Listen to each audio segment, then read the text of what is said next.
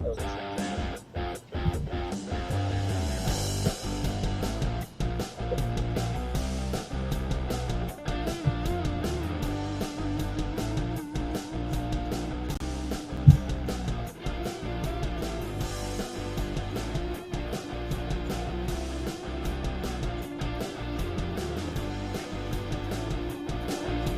welcome here to Arrowhead Stadium. Sean Callahan, Steve Sipple, Robin Washett, as we have a winning edition of Husker Online Postgame Live. Nebraska wins their first season opener against a Power 4 opponent, gentlemen, since 2003, as they take down Cincinnati 20-17 here in Arrowhead Stadium. And, guys, it was definitely one of those games where, Nebraska had control of a lot of the key areas, some, special teams, time of possession, total plays, yards, turnovers. But still, Cincinnati played a style that made this game all the way down to the last minute.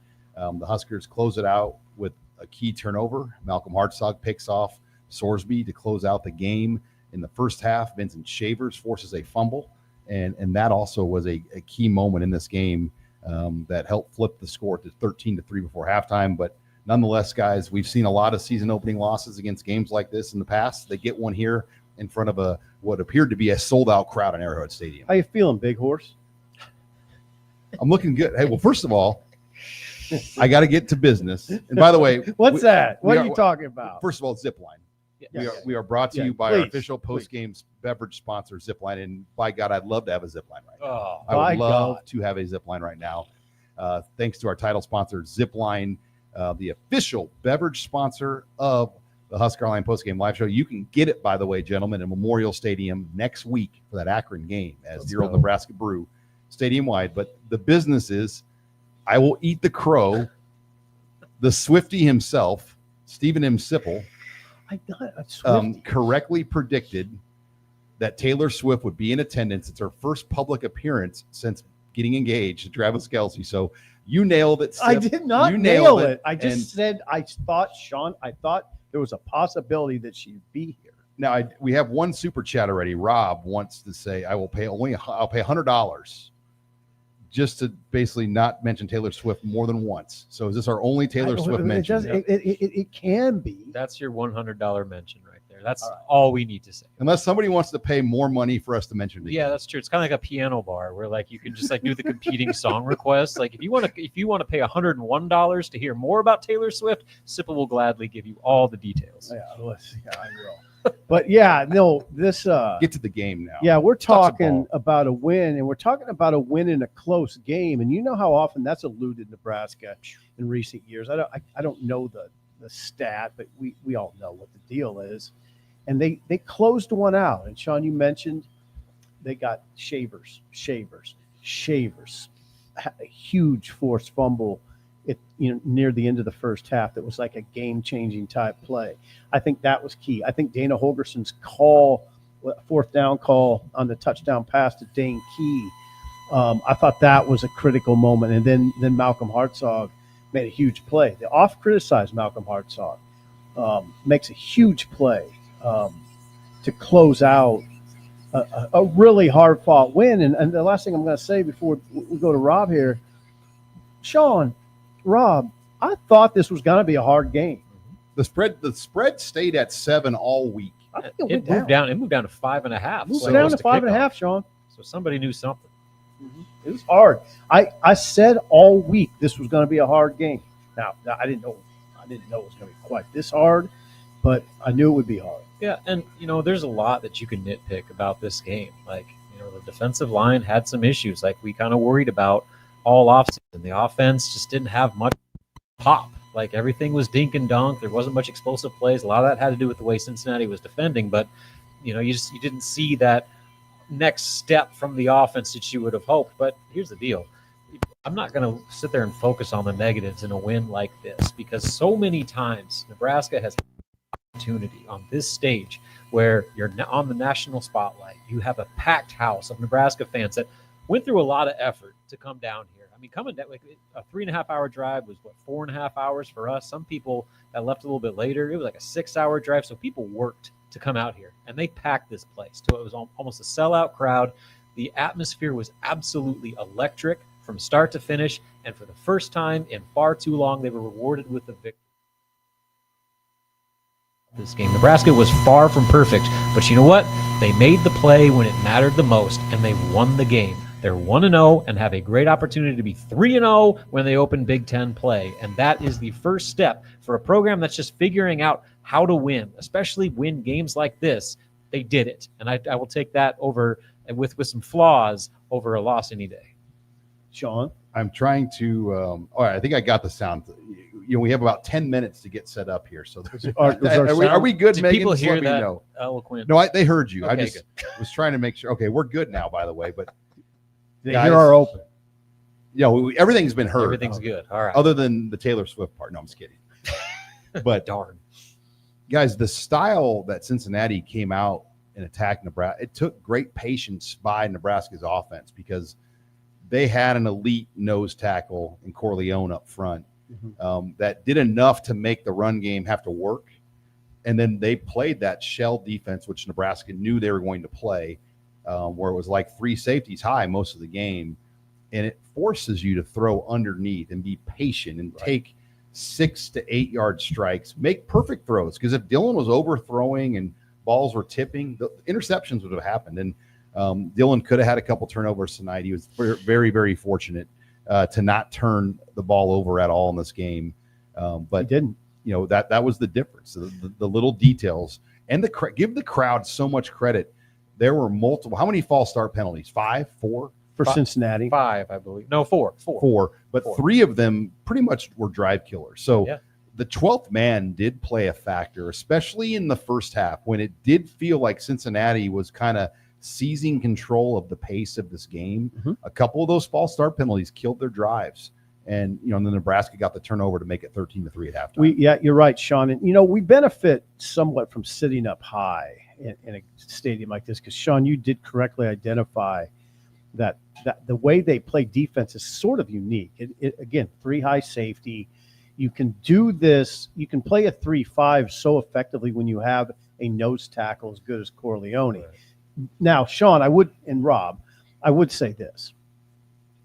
Sean, I expected more from the offensive line than Nebraska running for 110 yards and averaging 3 yards a carry. I mean, I don't care who's the nose tackle. You got to move people, and that's my disappointment. I expected more from the offensive line in this game. Yeah, and we knew that was going to be strength on strength, where what we expected Nebraska's offensive line to be maybe the strength of that side of the ball against what is considered Cincinnati's strength of the ball. And, they had their moments. Like, there were some holes that were open. And, again, it kind of goes back to what we talked about all last year. Is like, guys just need to make a guy miss. Like, that play to, I'm just thinking off the top of my head, the Ja'Cory Barney one. He makes one guy miss, he probably scores a touchdown. Yeah, and the rushing total looks a lot better. Yeah, that may have been a pass. I don't know. But either way. Oh, no, it was. It was one of those little flip forwards. It's an extension of the run game, Yeah. same principle. So, but like, I agree with you. And, that's kind of what they're going to have to figure out, because in the Big Ten, they're going to face even better defensive lines week in, week out.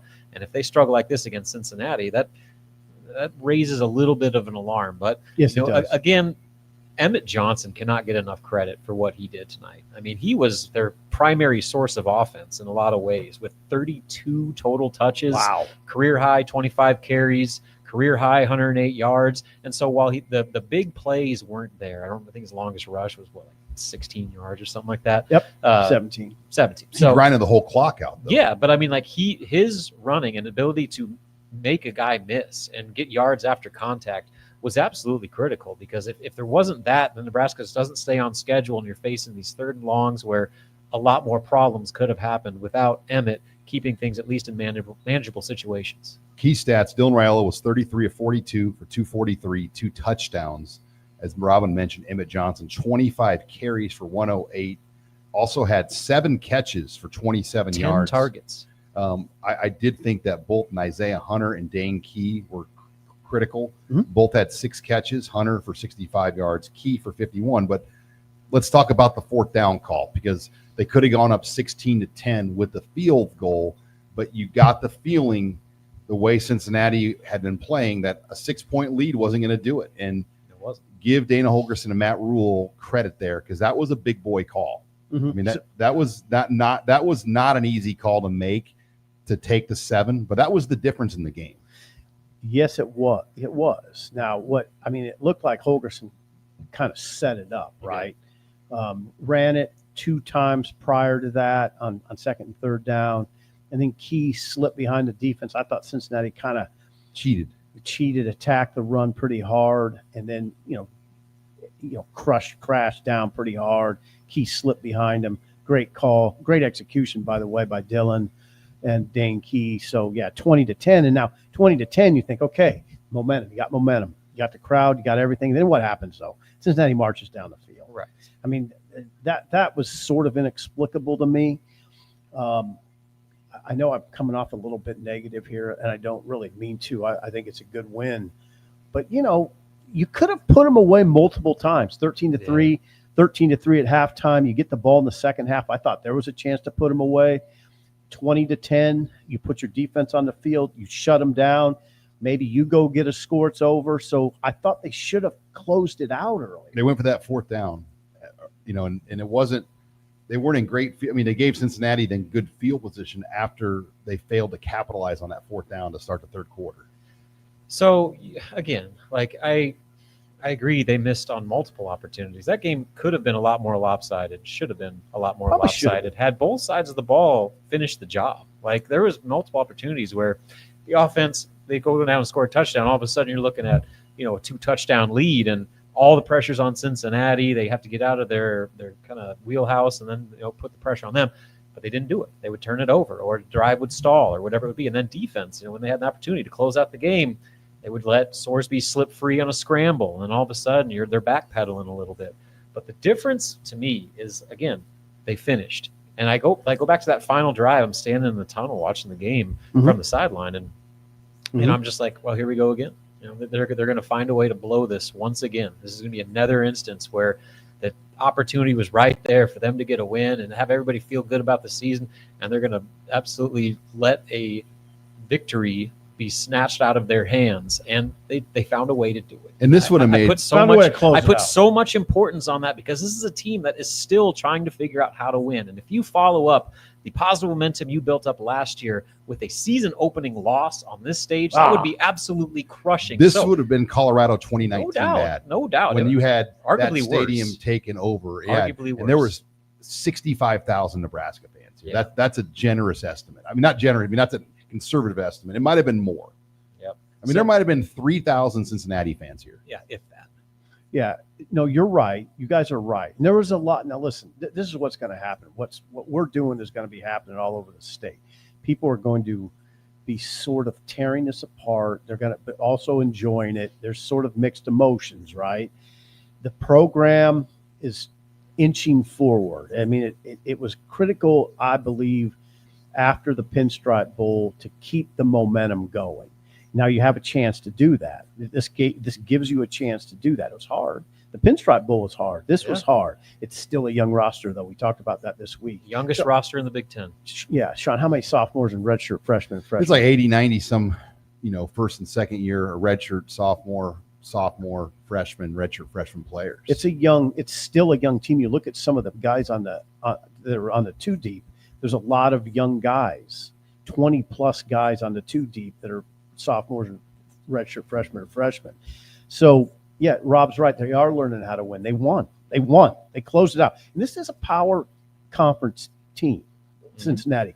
Pretty good team. I know they went 0-5 down the stretch last year, but we talked all week that there's some guys that concerned us. Sorsby concerned us. His legs concerned us. Corleone concerned us. They didn't get much out of their tight end, but their wide receivers were pretty good. I say good win. I mean, the spread was 7 or 5.5 or whatever. I mean, this was not supposed to be easy. And, I thought they'd win by 4. I thought Nebraska was good enough to win this game by 14. That was my pick. Yeah. And they probably should have won by 14. And they didn't. And that's what you go back and work on now. But, guys, we've got, 1,400 live viewers on right now joining us. So we hope we're taking you home from Arrowhead Stadium here tonight, as a lot of people want to talk about this game. Again, we're brought to you by Zipline. It is fall. Fest beer season at Zipline is one of the best. Head out to Zipline on September 27th. Mark your calendar in the Westo Tap Room for their Oktoberfest celebration.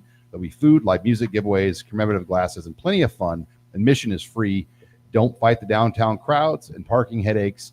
Football fans are covered too. They'll have all the big games on TV out there at Zipline.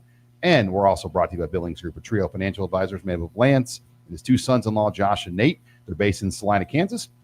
They help clients across the Midwest make smart, confident decisions about their money from your first real paycheck to your final retirement party. Billings Group is here to walk you through the highs and the lows. Billings Group Financial Advisors, by your side for life's journey. Visit them at billingsgroup.com. Securities offered by registered representatives through Private Climate Services, member FINRA SIPC. Advisory services offered by investment advisory representatives through RFG Advisory, registered investment advisors, RFG Advisory, Billings Group, and Private Client Services are unaffiliated entities. Gentlemen, You are a bizarre All right. individual, Sean. we've got like 40 super chats. So should we dig in the bag? Let's go. We've got You want to dig in the bag? Let's We've roll got it. the Taylor Swift one out of the way. You want to dig in the bag? I'm going to read some comments, and we'll obviously bring in some from discussion.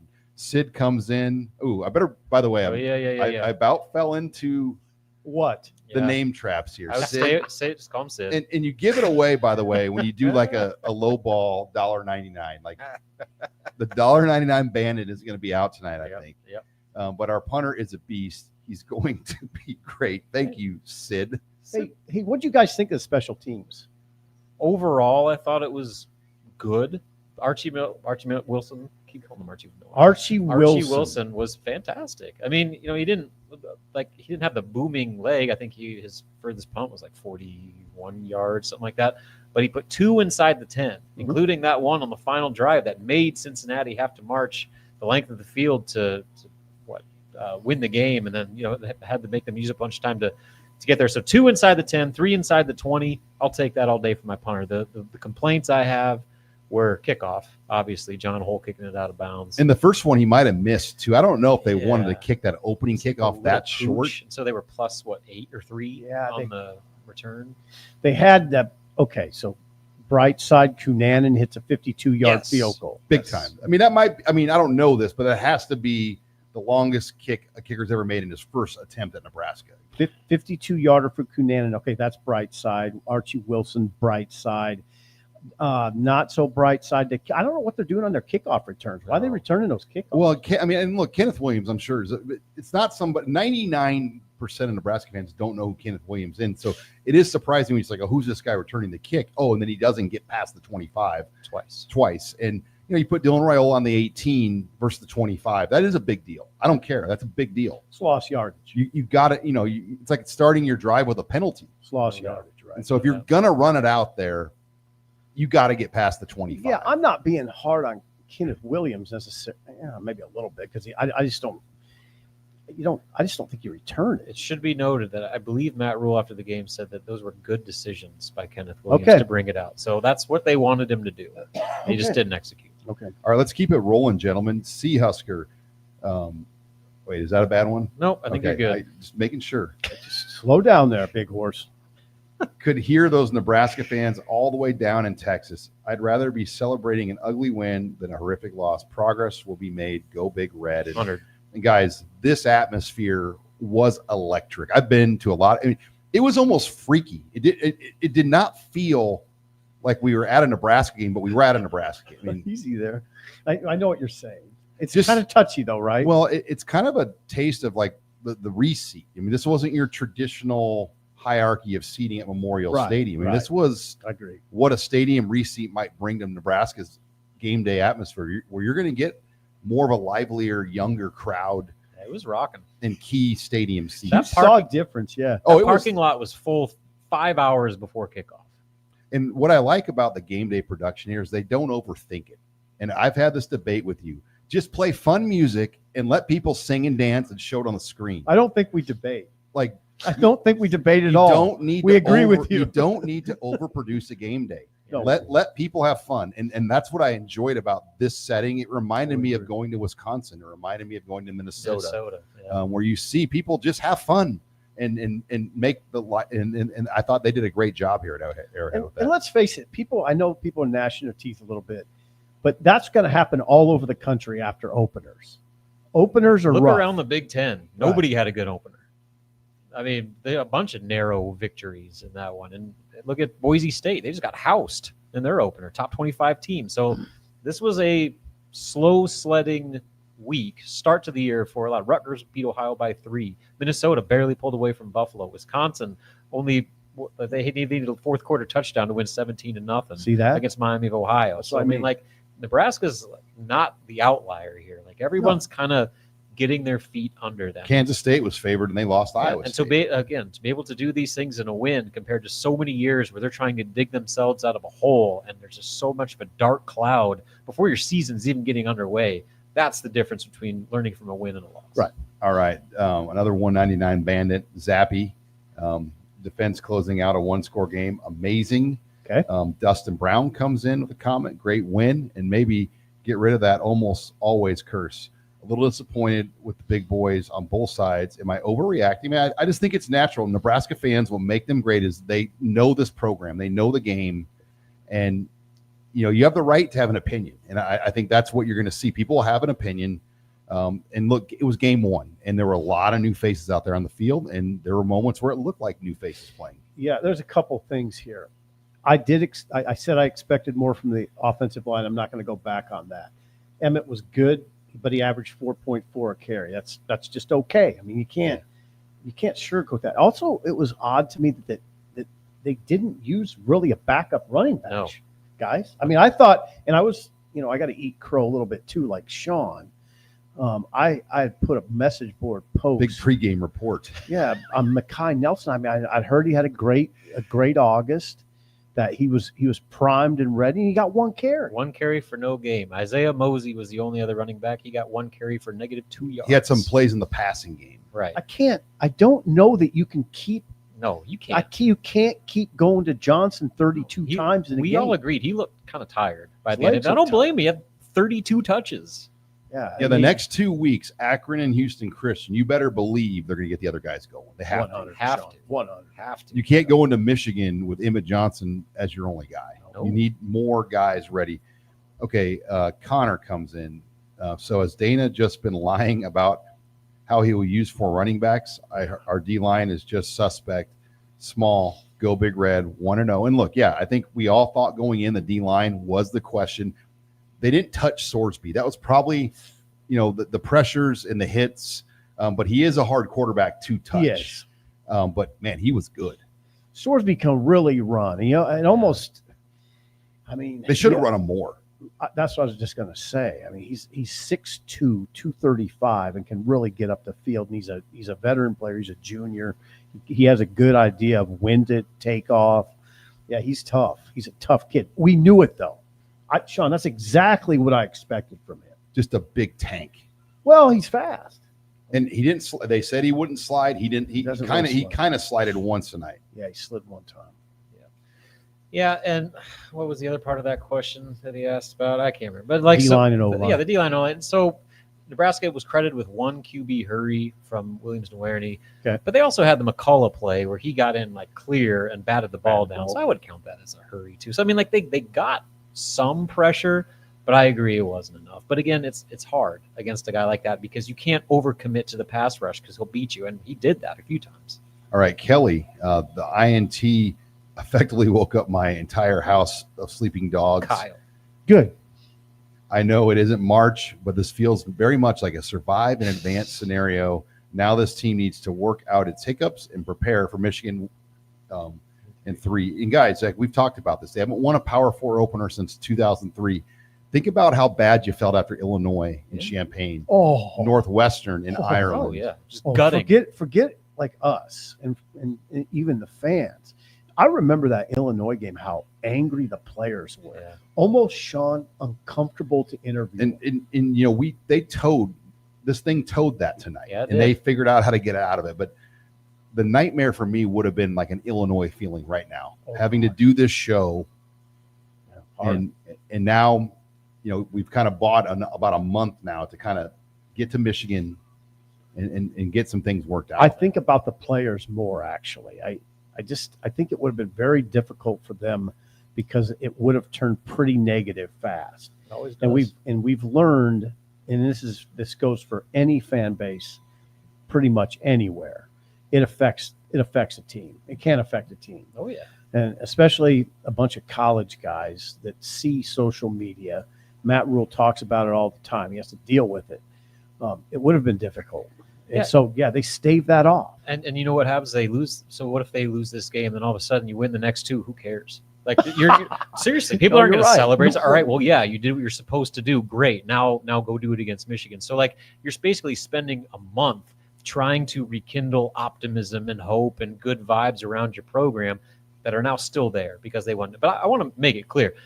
Yes, it's great to celebrate the victory, but they do have a lot to clean up. Of course they need to get better in a lot of areas before that Michigan game. So let's make sure that is out there, that we're not trying to sugarcoat some of the glaring issues that were out there tonight. But the fact that they were able to find those issues, they got stuff to work on, and then doing it a win, that's rare territory that this team hasn't experienced in a long time. The one thing I'd add, Sean, is we're all looking for that Matt Rule bump, right? That third-year bump. I think tonight was a nudge.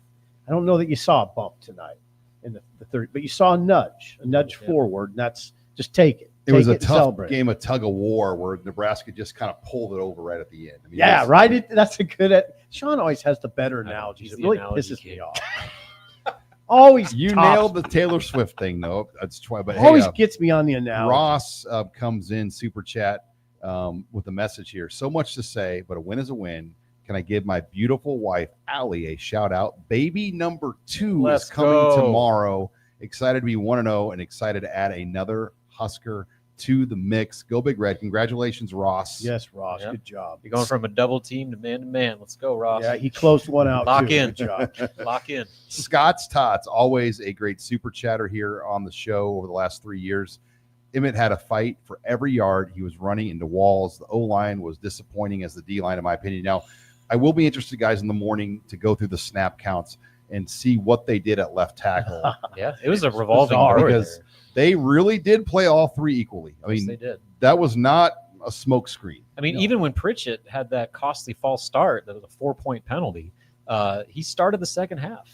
So you thought like, all right, maybe he's done. Like that's his, the odd man out in that. But he came right back in and he continued to play throughout the second half. Elijah Pritchett. So what we're talking about is on the first depth chart, it was Gunnar Gatula or Turner Corcoran or Elijah Pritchett. And Dana Holgerson was asked about the oars. And what did he say? It pretty much means that they're all going to play. Yeah, that's what oars mean. That's what oars mean. But I didn't necessarily think we were going to see Turner Corcoran at left tackle. No, and it was like a 3-man rotation. I mean, they the first 3 series, all 3 of those guys played at left tackle. They went Gunnar and then Corcoran and then Pritchett. And I don't know if I like that. I mean, they got to get that figured out, obviously, long term. I mean, I don't know if that's a winning combination. Meanwhile, Teddy Prohaska played almost the entire game, probably the entire game at right tackle. See, Pritchett does exactly what the head coach talked about, what Matt talked about a couple weeks ago. What did he say? He said it's not off the field stuff that's holding back Pritchett. He jumps. Too many false starts in the red zone. Oh, and there it was. See, Sean, he's doing that in practice. Yep. And you do it in practice, you do it in a game, and it hurts. It's a momentum robber. Oh, yeah. I mean, it just took points off the board. Right. Yeah. Scott's Tots, again, loudest stadium I've ever been into. Nebraska doesn't win this game if it's a true home game at Cincy. Cincy looked eerily similar to 23-24 Nebraska and found ways to lose. Glad we finally got the breaks. Love the show. Thank you. And Bowman 78, Sip was correct on T Swift. Was there? Bam. But who cares? Nebraska won. All right. Fair. Lauer 78. Why does this offense continue to look clunky? Nothing felt different from last year on that side of the ball.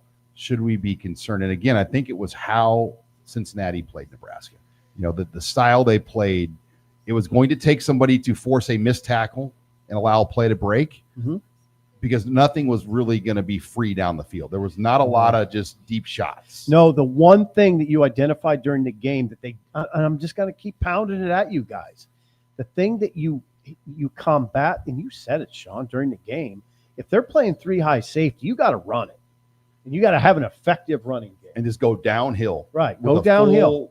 arsenal. Because why? They're playing three down linemen. So doesn't that speak to the concern about the offensive line? Yes. Is that Cincinnati was dropping back 3 safeties and they still couldn't run the ball? 100%. I mean, that's I my get they have a concern. good defensive line and Dante Corleone's a beast in the middle, but like, Come okay, we're going to see that every week in the Big Ten. So Right. like, they better adjust because they're- everybody's going to look at that film and say, all right, all we do is drop 3 safeties and they can't throw the ball past 20 yards. Done. Oh, Sean, there's Corleones all over the Big Oh, Ten. yeah. I mean, that's the thing. You know what? That's my biggest concern coming out of this. Was just that they couldn't pound it in that light box. 100, Sean. That's it. God, Way to create your own I put issue. that in for $1.99. All right, move on quickly, Sean. Move on quick.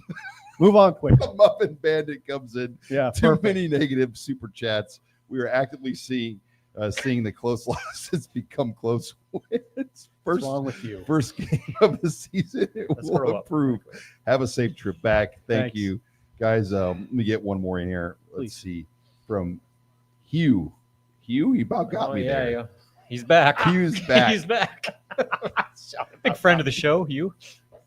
How good was Luke Lindenmeyer? Dude was dragging Yes. people. Look, He's their best tight end. Luke Lindenmeyer was every bit as good as Fedoni and Borkacher were a year ago. He gave them plays tonight, and he should have scored. And then the Yeah. Pritchett penalty doesn't even happen at that point. And I mean, with his blocking, like that was an issue. Like, how many times did we see? At least twice. Heinrich Harburg having issues blocking the edge and run plays getting blown up because he couldn't hold his block. So I mean, that's hard. It's Ouch. hard to play a guy when you can't block, especially a tight end in the run game. How much did we see Carter Nelson tonight? Very little. Yeah, I didn't notice. I Very mean, little. He again, was out there, but it do didn't anything. seem like a big roster of players on all. I mean, the same core. Now, Quinn Clark got out there a little bit and made a catch, but you didn't see them go too deep into the skill bench. No, you couldn't really do it. I don't think you could Just, do it. it was too tight of a game. And- All right. And those guys, and I want to be clear on something here. Dana Holgerson's been very clear. I think Matt Rule's been pretty clear. Their top 3 receivers are very defined. It is Key, Hunter, and Barney. And after that, I would say there's a drop off. Mills played Cortez. quite a bit. Yeah, Mills is pretty good, but he's not in the top 3. Well, Tyler Redwine comes in with a great super chat here. Always a great contributor to the show. Chase 3 and caught it. There you go. Good headline. Should Say use that that. again? Sid. Chase 3 and caught it. Like Ooh. chasing 3. I mean, Ooh. God, if you're at the Journal Star, you'd win a Pulitzer with that deal. What, Sid. who knows that? Tyler Redwine. Tyler's smart. Tyler's an intelligent human being. That's a good one. Great one, Tyler. All right, we're again brought to you by Zipline. We hope you are enjoying a Zipline. I hope when I get back to the hotel, I can find a Zipline, Rob, by the way. Where would you find it? Good question. Well, my At buddy 2 o'clock in the Mitch morning. might be waiting for us in the lobby with some. We're at the Oh, Overland Park Mitch. Marriott. If you're watching the Overland Park Marriott, Oh, Mitch. we'll Thank you, gladly Mitch. meet you guys in the lobby when we arrive. But we're also Oh, brought to you Mitch. by Brunt Workwear. Look, if you've not tried out Brunt, phenomenal gear, not just boots, but also apparel. Stephen M. Sipple owns the American Worker shirt. You might have brought it down to Kansas City with you. You know, I didn't, but I will wear it this weekend, Sean. All Rest right. assured. Well, if you've never tried Brunt, we've got a great promo to get you set up. You'll get $10 off. Just go to bruntworkwear.com/Husker. That's bruntworkwear.com/Husker. And you'll get $10 off your order of Brunt. Thanks to Brunt for sponsoring us here on the HuskerOnline post-game show. All right. Stink Sipple says, I hate Mando. Ooh, those are fighting words. Yeah, be careful. Careful. Kurt Peterson. Don't poke the bear. Kurt Peterson. Arr. Is it bad that when I even see like a name like Kurt Peterson, I'm like, is this one trying to trick gotta me? check. Sean's so paranoid. Kurt Peterson's fine, Sean. I'm like, it's like, okay, like there's some traps in there, but Yeah, there is. That's not one. a win is a win and a loss is a hell of a lot worse. Lots of room for improvement. And the next 2 games can help the staff and players figure it all out. On a side note, Wyoming goes into Ohio and unzips Akron 10-0. Yeah. Okay. Akron. Oh, wait a second. Akron Wyoming lost beat. to Wyoming. No, wait a second. Did Wyoming blank them? I appear so. I got to confirm that score. So Confirm that score. Wyoming beat Akron 10-0. Yeah, that's Oh, nice job, Akron. Akron's not very good, guys. Well, they failed to score against Wyoming. So 10-0. what's your first clue there? 10-0. Well, they're like the only they're ineligible. They threw a Nathan against Wyoming, and they're ineligible to go to a bowl game. Well, I don't think they need to worry about it too much. All right, Rob comes God, I'm in. disparaging. I need to watch that. Special teams deserves a hat tip. Good punts and coverage. Great field goal in quarter one, and no mistakes. Some Returns mistakes. could be better, but overall a huge improvement over the past 2 years. Okay. give them 100. Agreed. A hundo. Now, I wrote in the column, the reason I asked you guys, I wrote market improvement in the special teams. Is that accurate? Market improvement. Yeah, I mean, they didn't lose the game. Like, that's a start. Yeah. I mean, compared to last year, they were a plus. I mean, that 50-whatever 2-yard field goal was the difference in the game. So, like, the special teams was an asset. Archie Wilson's punts, pinning 2 inside the 10, helped win the game. Yep, I agree. Now, the kickoff was an issue.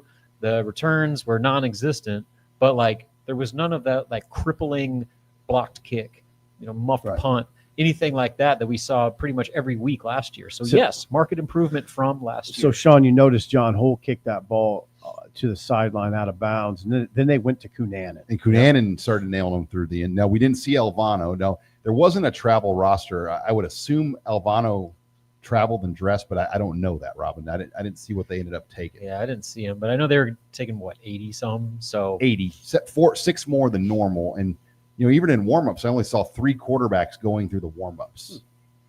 So the 3 were Dylan, Gramstad, and Lateef. Yeah, I didn't see really a fourth. When they broke into a group, it was just those 3 guys. But a lot's going on in the pregame. It's really hard to identify a roster on the road, especially in this setting. Yeah, you're in Chiefs Kingdom, Sean. You're in your team's kingdom.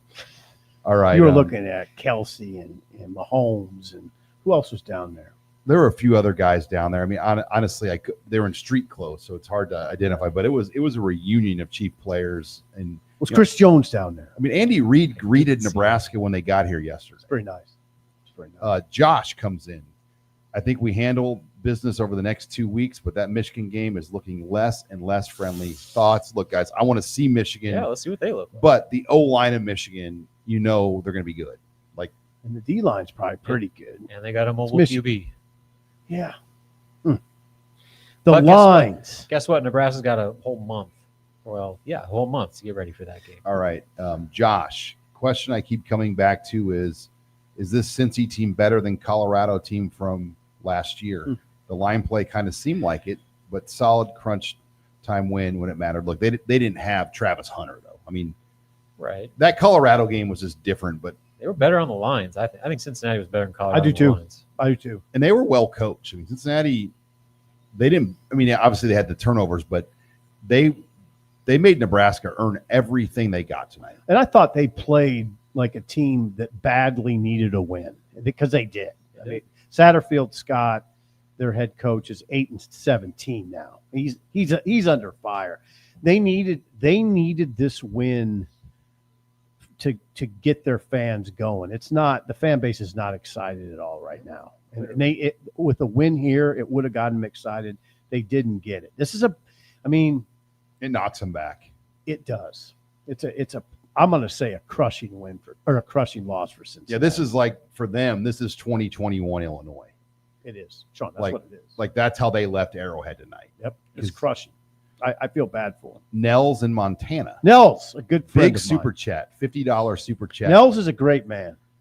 Huge shout out to all the fans that went to the game. Way to represent. P.S. Husker Nation, please offer a quick prayer to our interior D-line backers. Learn and quickly improve so Underwood, Aller, and Gronkowski don't hang 200 QB rush yards on us each. All right.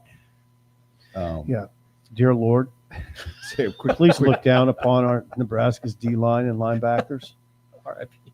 Adam. No, not R.I.P. There's nobody's. Everybody's alive. Adam Deasing. Sip absolutely nailed it. Taylor and Travis are pure bliss.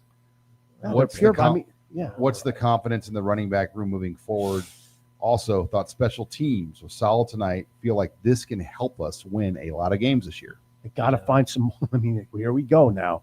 Got to find some more offense. Yeah, the confidence in the running back room is pretty low right now outside of Emmett Johnson, just because they clearly didn't give those guys any opportunities. And like, what does that mean when you're putting so much pressure on one guy? And they said a lot of the reason why Emmett Johnson played so much is because of pass protection. Like they needed him because he's their best pass blocker, and like to do anything on offense, they had to protect Dillon. So I think that was a big reason why those other guys didn't play as much.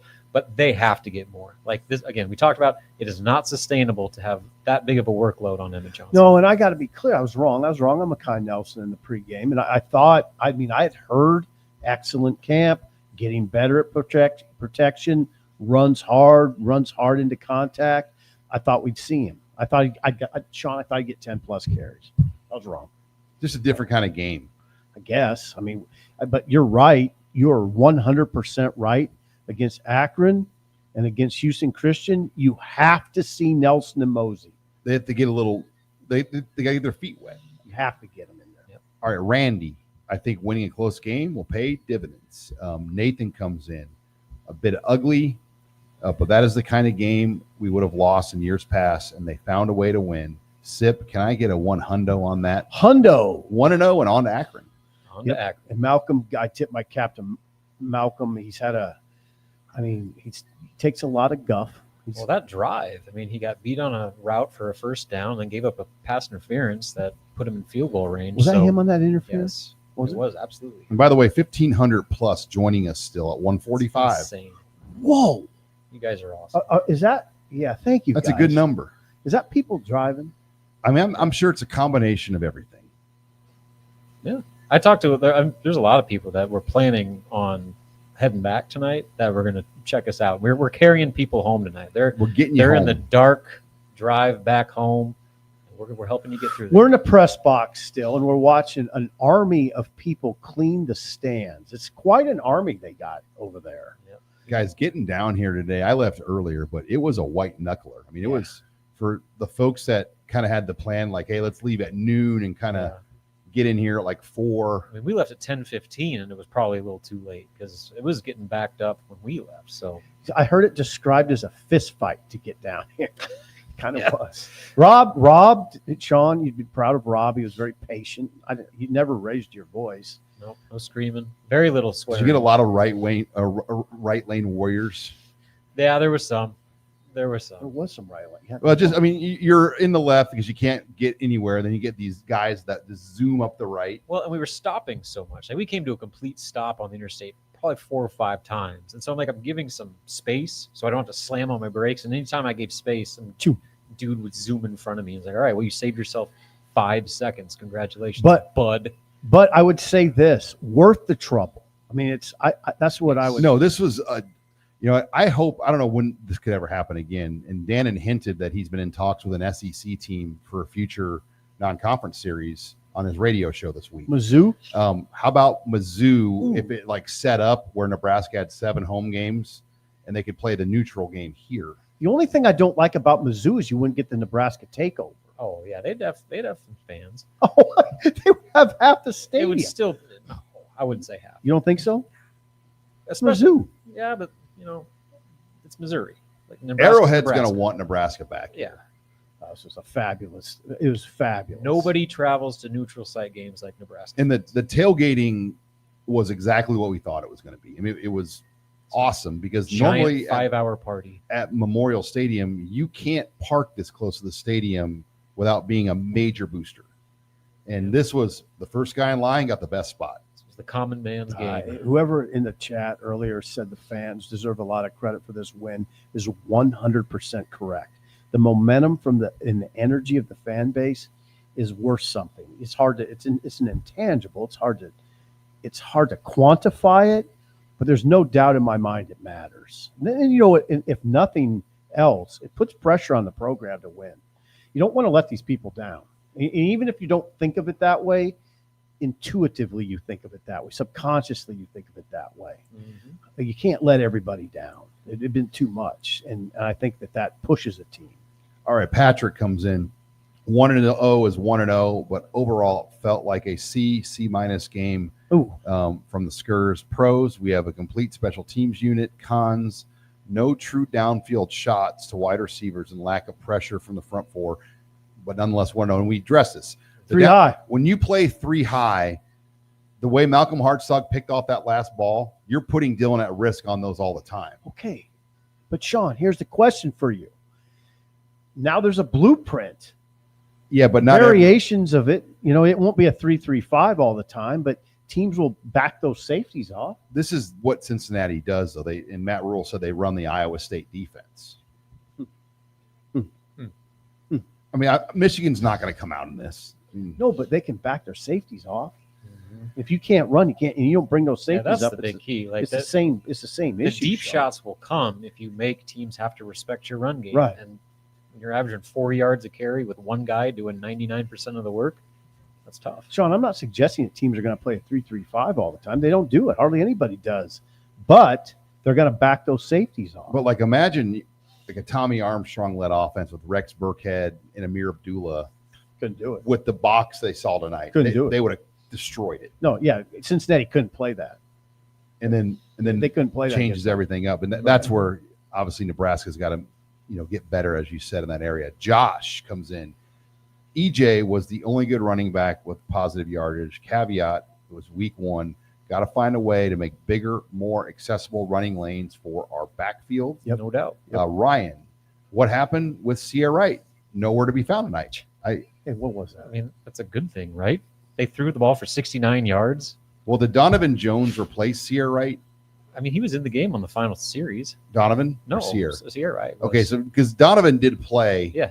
And make some plays. Make some plays. John Butler said they consider him a starter. So, like, you talk about rotating and tackle, they're going to rotate at corner. Donovan Jones is going to play a lot. So Played well. And so I don't think it was anything against Sierra Wright. Again, they completed 13 passes for 69 yards. Yeah. Like, I thought the defensive backs more than did their job, and Sierra Wright was very much a part of that. Scott comes in. The question for HOL resident athlete Sean: is it harder to punt with both feet or switch hit?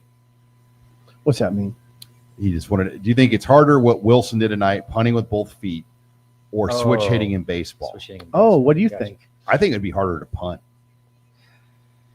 I don't know.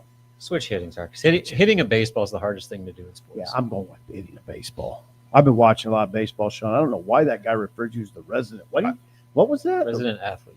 The resident athlete. I would not say that at all. Wow. All right. A burst of humility from Sean. Again, we're brought to you by Zipline. We hope you are drinking a cold Zipline. And by the way, next week, guys, you can drink Zipline in Memorial Stadium as dear old Nebraska Brew will be served in the stadium. So looking forward to that, obviously, for Husker fans.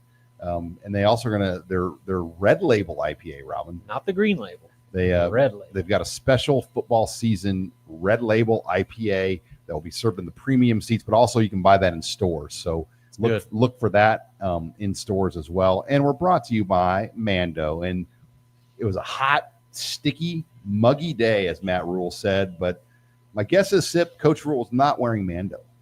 Maybe he was. But I don't know what he was wearing. Yeah, I didn't smell him. You had Mando on today. I have Mando on. I did. Right now. I mean, look how sticky I look. You look good. I could have used some Mando. You had a haircut yesterday. You look clean. I always use Mando. I use it every single day. But you know what? Long day. Here's the deal. Here's what I'd say about Mando. My day started at 5 a.m. today. What time is it right now? Almost 2. 2. I bet I smell pretty good right now. You needed every bit of that 72-hour protection. Right. All right. Mando, if you've never tried it, we've got a promo code, Husker. Use that promo code Husker at Shop Mando. You'll get 20% off your order of Mando and free shipping and the Steve Sipple seal of approval. Yeah, and if you're just driving home tomorrow and you happen by a Target, you can find that stuff in Target.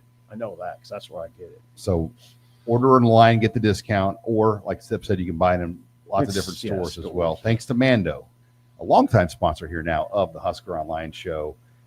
Let's move it in. Red Ben comes in. Oh my God, loving the win. But can we figure out the better line play on both sides? Go Big Red. Got off work just in time to watch the second half. Thankful for Malcolm Hartsock. He was waiting for the 1 point. And I was down there, by the way. I was in the corner, and so was Robin. Yep. And you could see Malcolm making that break. It was he got a great jump on it. I mean, it was a great jump on the ball. Was that in the end zone? Yeah. God Yeah. dang. right at Man. the goal line. Whew. So you saw him break on it? Yeah. That's an athletic play. Now, Malcolm's a very athletic guy. It looked like the receiver had his guy beat. And Malcolm came over the top and just took the play away. It's a great individual play, great catch through contact. And again, what a redemption for a guy that had a rough drive leading up to that point. But he was the hero. Good on him. Malcolm had some interceptions last year that Let him. Yep, let him in interceptions.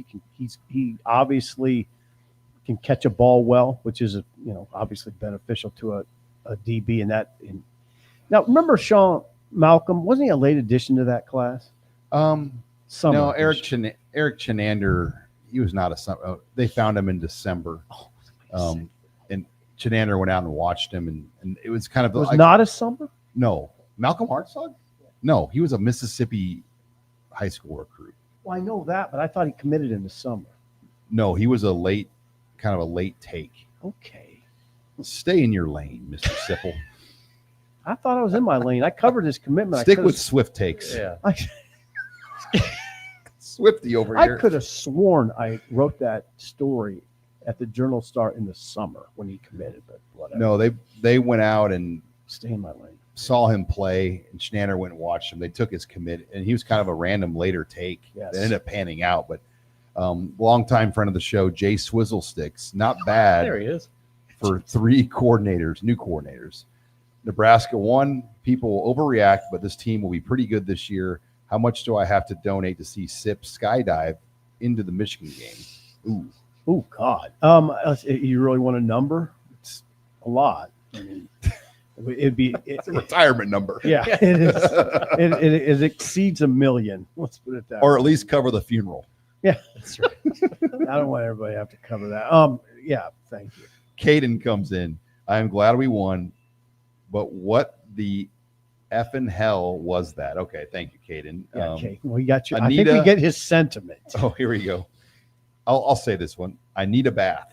Okay, That one's okay. that's We absolutely cannot have EJ go 30 plus touches per game. And Sip, I immediately thought about Anthony Grant. Yep. Rutgers, Indiana in the 2022 season, where they just beat him up for 2 weeks, and then he was not the same. No. That cannot happen to Emmett Johnson. No, we were surprised as we watched this game tonight. We remarked on it. Why are they keeping him in? Why is he still in? Why not bring in a guy here and there? I don't know. Like, would Chamar Brown tonight have helped? I'm I'm just saying. I think so. don't Opening up old wounds there. Well, they flirted with Chamar, and he would have helped. Yeah. and we recognize that. Like, when he was available, like that to me was one that made sense. But Didn't it make financial sense? yeah, there's the money and the NIL and the rev share part of it too. But his style would have helped in a game like tonight. Yes, Sean. Yeah. And how many times did we say, well, this is where you really miss Dante Dowdell? Like, Yes. like that hammer back that could, you got the kind of, I don't want to say scat back, but the guy that can like make guys miss in space with Emmett, but you don't want to put him having to do everything. You need to have that complementary piece. And Dowdell was that hammer piece to Emmett Johnson. And again, there's a reason Emmett Johnson was playing his best football at the end of the year is because he was fresh.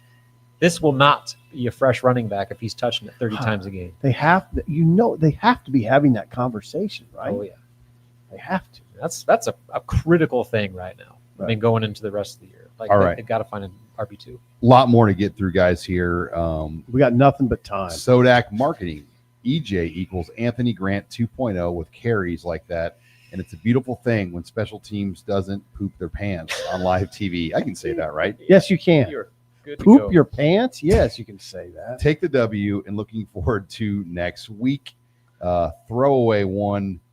We don't want to hear it's the first game. It was Cincy's first game.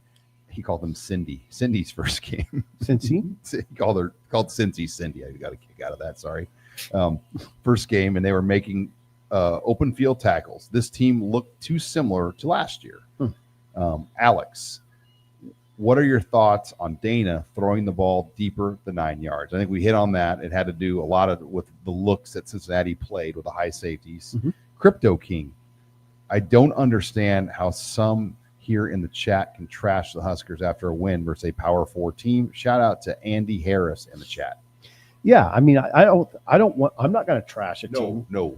I'm not going to do it. Now there are issues that it's okay to address. I thought they'd be better up front on offense. I knew they would struggle on defense up front. I am concerned that a Big Ten team, when you're in the Big Ten, and you've heard the term mass kicks ass, especially in a league like this. And if you don't have it, it's going to be tough. It's hard to scheme around. It's hard to make up for it. I thought the offensive line would be more formidable than it showed tonight. But here's the thing, guys. Here's the thing. Teams, good programs get better as a season goes. Oh, yeah. And that's what you're counting on. I feel good about Matt Rule as a head coach. I think he's moving this program forward. This isn't a stopping point. This is a starting point. Let's see what it looks like in week 2. And you cannot overstate the importance of confidence. Go back a few years. Remember that Minnesota team with Tanner Morgan?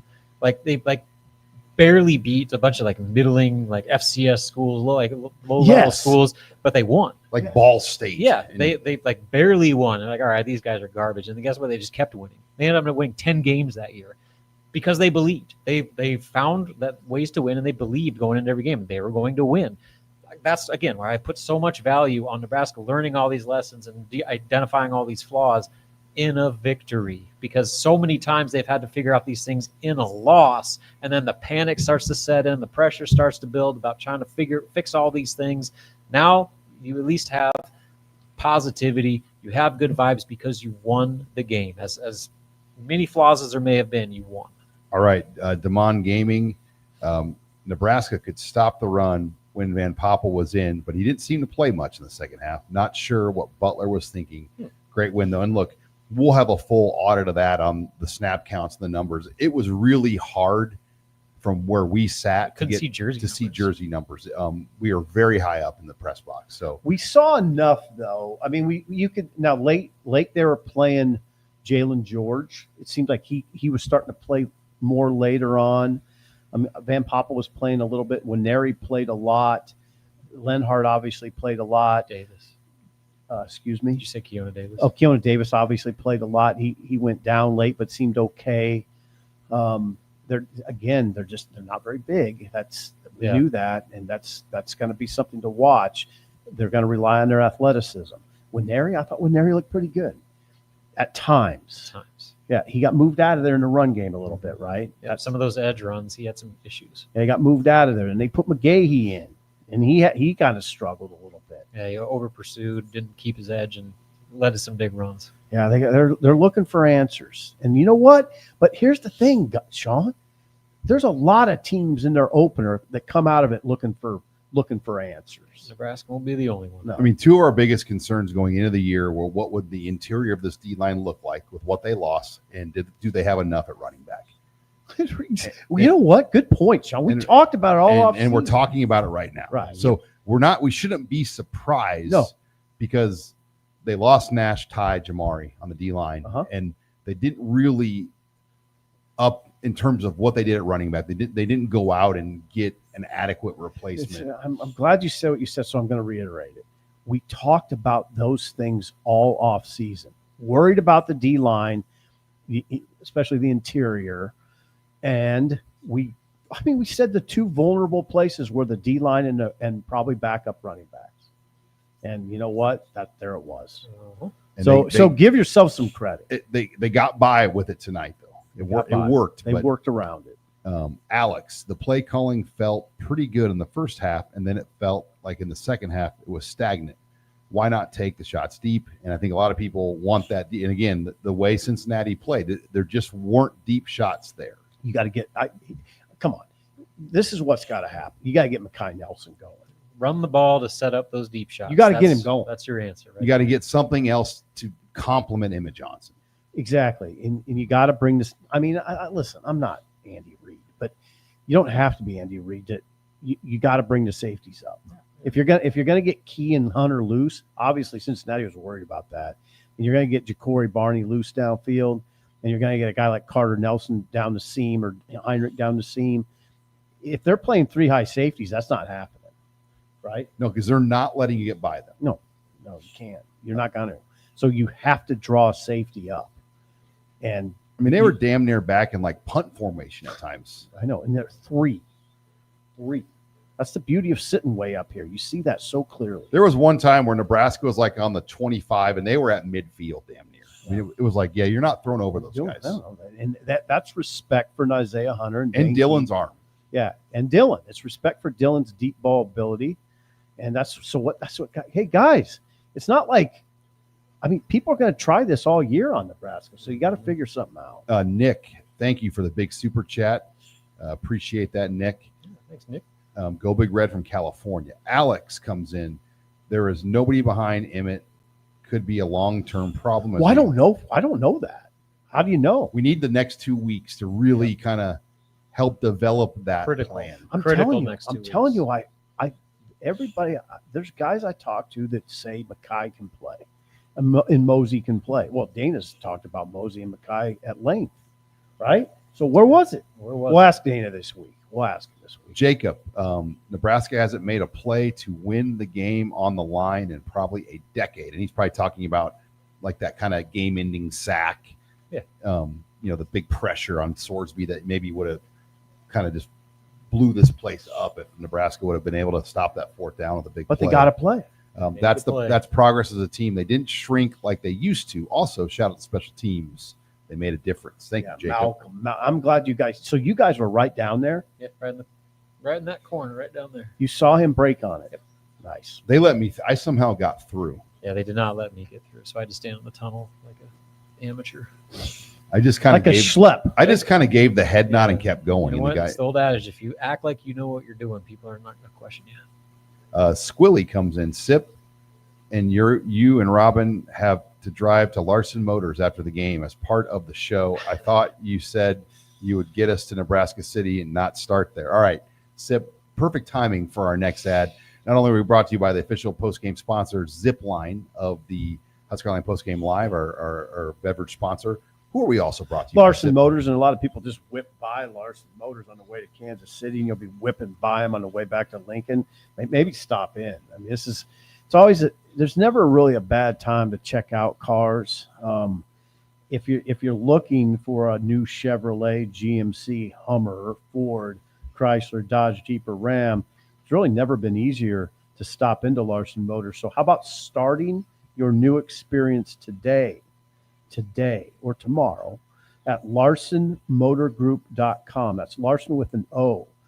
Or just go to Larson Motors in Nebraska City. Larson Motors, real people, real deals. And what a weekend for Larson Motors. I mean, they had as much visibility as they've probably ever had, with 65,000 Nebraska fans buzzing by Nebraska. And it's a regal place. It's a good-looking place.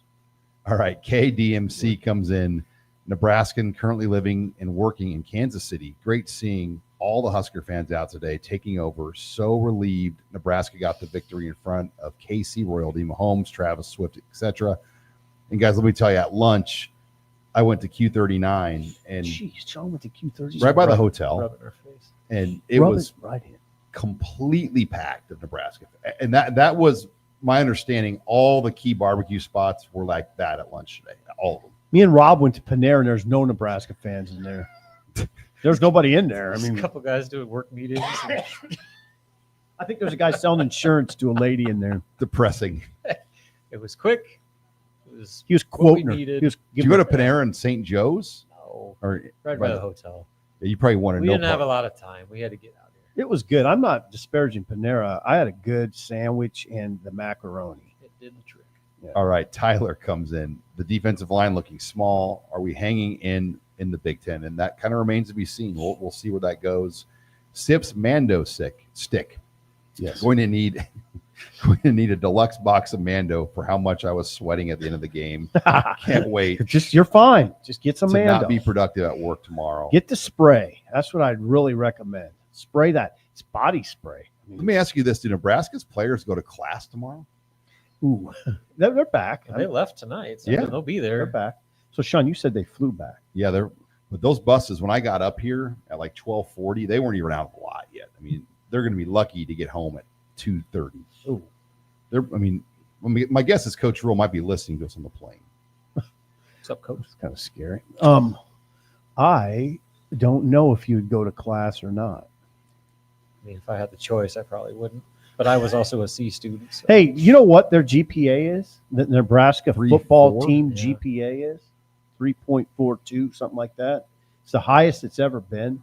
So I bet a lot of those kids are going to class. And if they aren't, then they've got it figured out to where their work is either already taken care of or will get taken care of on the way home. Shout out to Dennis LeBlanc, Keith Zimmer, that crew of people that have been there forever and that keep that GPA robust. Best in the biz. All right, Jared, thank you for your super chat. Alex Schaefer comes in. Should we bring our linebackers up to the front?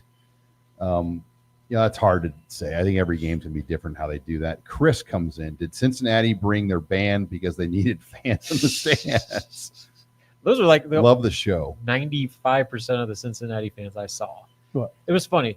They were showing like the little like in between media timeouts, like air guitar cam or whatever, and like every clip was of a Nebraska fan. I don't know if I saw like one Cincinnati fan being shown on the scoreboard during what was supposed to be a Cincinnati home game. I talked to on my radio show this morning. Tony Price was a great quarterback for Cincinnati. He does a radio show, and he said he didn't know anybody that was coming, but he knew there was a plane of 80 people. So they had at least 80. Yeah, they had at least 80 here. Seriously, Hey, Cincinnati's a tough team, though. Yeah. Pretty good. I mean, I was pretty impressed by that team.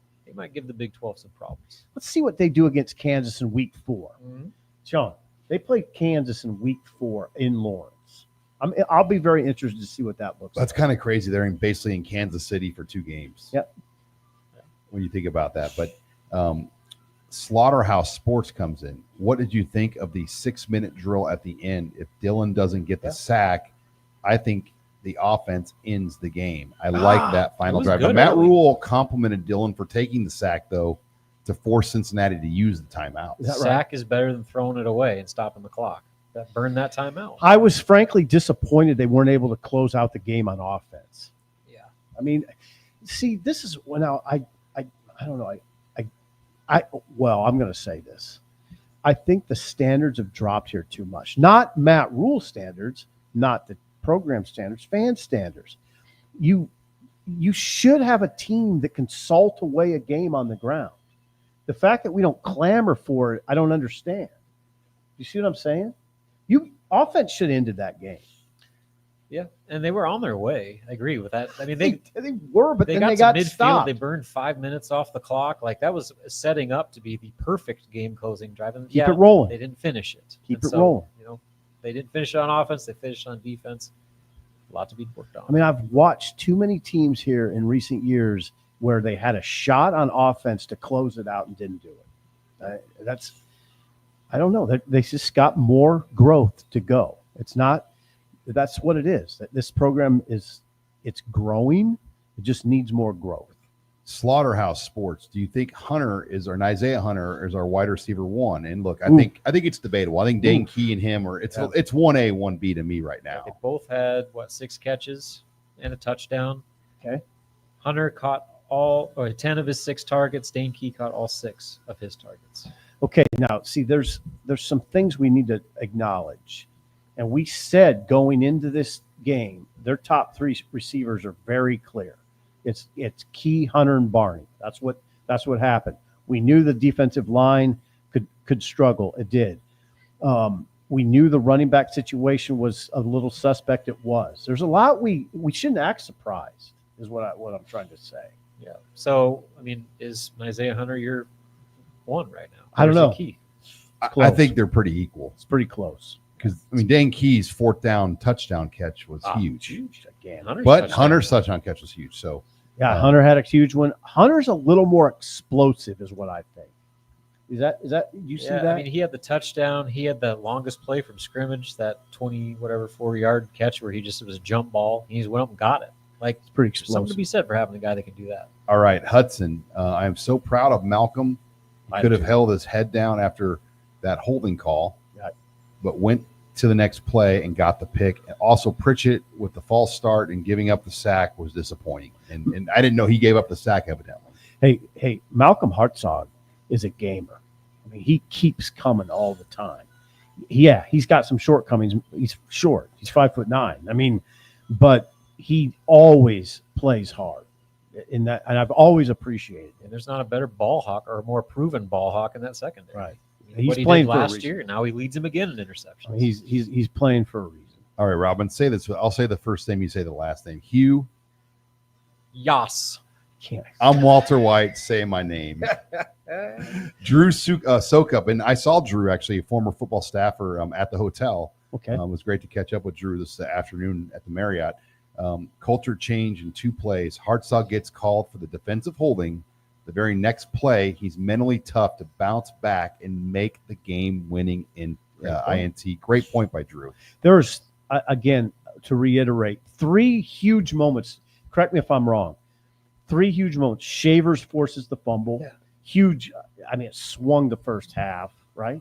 Wouldn't you say that? Swing the game. Swung the game. I'll just say swung the game. Dana's call. Fourth down. The 4th down, and then Hartsock's Malcolm's. pick. Those are the 3 things that stand out. Yep. I just got a text at 2:12, and it said it looks like the team hasn't even taken off from KC yet. Ooh, boy. Why is that, Sean? That's a grind. Well, it takes a lot to load the plane and It does. get up and out of here. But It's a big operation. Yeah. Now, here's the thing about Kansas City and playing at 8 o'clock. It's hard for a lot of people. well, and the airport's not close to here. No. Nope. It's a hard trip for you. It's a hard trip for the team. It's a hard trip for a lot of fans, but it's fun. It's worth it. And you know what? That's what I mean. They won, which makes it worth it. If you lose this game, people invest a lot of time, energy, emotion, money. But now with a win, it feels much more And worth it. We're on the same page here. And like you're on these road trips and they lose a game like this, you get up for breakfast. It's almost unbearable. Oh, yeah. Like, Why do you say that? well, because everyone's so down. Down. Yeah, And the babe in the woods there, by the way. Why do you say that? Like, what do you think? Like, they lost and people spent lots of money to come and they're disappointed. yeah. Oh, I know. A couple that spends like $2,000 on a trip just to watch him blow it in the Ah. most like painful way possible. But Well- instead, they get this. We're still, by the way, for people that are listening, we're sitting in the stadium right now, and this is an ungodly, beautiful stadium. Wouldn't you say? This is a palace. We still have 1,352 people on. Hey, right now. no, That's Rob, why are insane. you? Isn't this a palace? It's a nice stadium. Not a palace. Well, compare it to like the Falcons or Rams stadium. Like, it's like, I mean, you're talking about like $1 billion stadiums. Okay, I it's see a, what it's a you're nice stadium. The Hunt family has a condo or an apartment here, by the way. They do? It's like a 2,000 square foot apartment In condo. here? Yeah. Really? Sweet. Could have stayed there. Yeah. I don't want to tell the Matt Rule story. It's pretty good though. All right. We'll save that for Yeah, I'll save that Save for the later. show. Yeah. Slaughterhouse Sports. It is ironic that Scott Frost had a weather delay Oh, in yeah. his home I opener. noticed that. Did they win against Jacksonville Check State? that out. Yes, they did. They did. Okay. Oh, we didn't go over this, guys. The glue comes in. The injury to Bonner that he sustained looked devastating. Do you Ooh. think it will affect us this year? That was a big one because Yeah. he is a physical player on this offense, and that is probably why we saw Quinn Clark come in late. It hurts. That hurts. Bonner's huge on this team. Yeah, Really and well respected. No official Well- diagnosis on the injury, but Matt Rule said it did not look good. Well, remember, Obviously. this is a guy that broke his femur in a vehicle accident in high school. in high school. And, Oh, that family wondered if he'd play football well, again. walk again. Walk again, right? God dang it, that hurts. That hurts to hear. He sets the tone physically on offense, largely, and He's got a very humble demeanor about him, too. Just very tough. tough, silent kid. But Tyler, thank you. Bad Star, thank you. And then Tyler comes in. This team was so hyped, but man, what a letdown. Offense was flat. Defense looked shaky. Look, it's a game one, and I think we've kind of wrestled this with a lot of people all night. Hey, hold on now. Let's defend the defense a little bit. Rob had a great stat at halftime. Nebraska, after giving up the field goal to Cincinnati to go down 3-0, follows with 2 drives of 3 and out, and then Shavers forces the fumble. Three straight possessions that got Nebraska control at halftime. 17 yards allowed over those final 3 drives. Helped swing the tone of the game. It did. So you have to give John Butler's guys credit for that period of the game giving your team a 13-3 halftime lead and a great chance to win the when game. the offense wasn't doing anything. Right. The defense was the reason that game stayed in control. Yeah, I was worried about the defense in those first few minutes of the game. I didn't know what to think, but then they dug in. Yep. All right, Garrett comes in. O-line was okay. Dylan's style is not going to be 0 sacks like Sorsby. We got to run, push second quarter, second half, but versus stack box, nose guard didn't wreck us. Without number 21, we are effed. Trouble on the D-line, though. We don't know that about – hey, by the way, we don't know that about running back because it's still an unknown. The game tonight just didn't allow it to happen, though. Pass protection was a big part of it. How can you give up on Mekhi Nelson without seeing it? And I guarantee you he will get a healthy effort How next can week. you say he's not a player when you saw one carry? We'll see what that conversation looks like next Saturday. All right, as we kind of get through our final super chats, again, our official post-game beverage sponsor is Zipline. Fall is the best time, by the way, of year for Zipline. Nebraska's original game day and tailgate beer, Dear Old Nebraska Brew, is available everywhere all season long. Also, their massively popular coffee pumpkin porter returns Labor Day.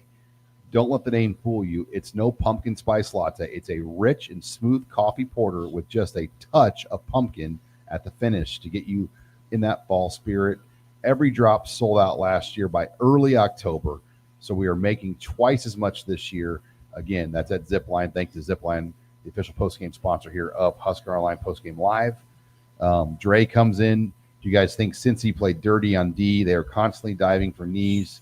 Seemed like the D has me thinking 7 wins, lots to clean up. I didn't think Cincy played dirty. I didn't notice it. I thought they were a physical team. Yeah, nothing jumped out to me, but we didn't have the benefit of TV replay. Let's see what Cincinnati does this year. That's what, again, I'm really anticipating the Kansas game in week 4. All right. This is interesting from Ryan about Sierra Wright. Not a stat recorded, and he was not listed on Nebraska starters graphic posted at the beginning. Well, because of they the posted game. the wrong one. They had Malcolm Hartzog listed twice. And so they put out a new one with Sierra Wright listed as a starter. I guess they didn't throw to him when he was in, but I never noticed number 1. He was 100% in the game on that final drive. All right, Brad. People in the industry want the Huskers back. I'm happy and proud of the boys. I'm not in the clouds with the fairies. Well, in the clouds, but no fairies, I swear. All right, Brad. It's bad. That's a 2:21 a.m. Bad start. Sean. That's a 2:21 a.m. lack of. I had my natural commentary tonight where the box. Oh, yeah. That was the highlight. Rob Morris comes You in. guys are like 7th graders. I would I don't like even a know if I'd say $475 7th. refund for the references of Taylor Swift. I paid for that to happen, plus $5 to this post. Thank you, Rob. All right, we got 3 left here. Okay. Matt comes in. Can you ask Butler in his next press conference about halftime adjustments, specifically if they thought about planning a QB spy and some plays were considered at all, given the QB runs, performance, results, ability? So, we've asked defensive guys the spy. Remember how annoyed Bo Pelini Oh God, would it get? drives me crazy. But it's a thing. I mean, Especially when you're getting gashed late in the game. it's a thing. I mean, coordinators use spies. I mean, you watch football. I'm not saying all of them do it, but it's not uncommon. Yeah, Bo got annoyed by a lot of things. All right, Dave comes in with a major $100 super chat. Hello. I've listened to every show for 3 years. I need a SIP Medically 2 app. Hold on. What's that? Oh God, I don't know what that means. Are we in danger on this one? Is it? SIP Medically 2 app. I don't know what that means. I can't help that. I don't think there's hidden meaning there. It's Well, Dave, we appreciate Yes, you. thank you. 2:23 a.m. It could get biased. Right. And then 2. Meditation. Meditate. He followed up with meditation. What does he want? What's a meditation app? With you just reading you Oh, are one with the road. You saying Jordine, Jordy. sugar. Say sugar. How you say it? I said sugar. There it is. Ramir. Hey, I got it. So a meditation app. Yeah. We could do that. We could make that work. At You are on one 3. with the universe. Good God. You don't have to make guttural noises. Well, that's part of the app. Two Step comes in, got a video of the Hunter TD in the corner end zone. Might not have been the prettiest win, but take it any day of the week, without a doubt, Two Step. And then Dave comes in with one more. Thank you, Dave. Yeah, thanks, Dave. Again, guys, 1-0. Now the long weekend, Labor Day. Matt Rule said the team will be back in the weight room tomorrow, Friday, at Good. 11 a.m. Guys made plays in this game. Give them credit. You can think of plays off the top of your head that were made. The big three that you mentioned, Right. But there are plenty more. Yep. When Neri got pressure at a key time, Deshaun McCullough broke through, bedded down a pass. You saw that athleticism that you thought. I probably didn't see it from the linebackers as much as I thought I would, but you saw it at times. Mhm. Well, weekend off. Obviously, a lot of great football we'll be watching. We'll hear from Matt Rule again Monday. Monday. Labor Day press conference. Oh, okay. A Nebraska tradition. Yes, it is. Now you gonna be there? Oh, yeah. Okay. I'll be at the Royals game tomorrow, Friday night. Husker night. I think Jordy Ball is throwing out the first pitch. I just realized I have to record reports till I get back to the hotel. Good. Hopefully, pack some cranium. I needed one. Hey, that's the thing about this trip. It was going to be rough. Everybody knew it. You knew it. Yeah. Everybody And knew it. You're going on like 23 hours of being awake, Sid. I know. don't know I how feel you do pretty good. Well, we appreciate everybody staying up. I think we topped out well over 1,500 live viewers on the show, and still like 12 or 1,300 right now. Thank you, guys. 2:25 a.m. God, So thank you a ton. for Robin Washett, Steve Sipple, our photographer Casey Fritton, who provided the great photos, our producer Megan Guntner in Omaha, who stayed up with us producing on the back end. Thank you very much. And we'll see you back in Lincoln. I'm Sean Callahan signing off here for Husker Online Post Game Live.